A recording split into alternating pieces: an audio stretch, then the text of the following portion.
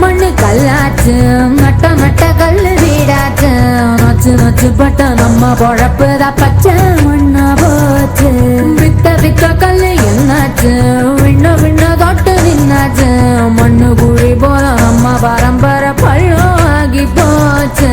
ஐயனாரு சாமி அழுது தீர்த்து பார்த்தோம், சொரண கெட்ட சாமி சோத்ததான கேட்டோம். காலவாச கங்கு போல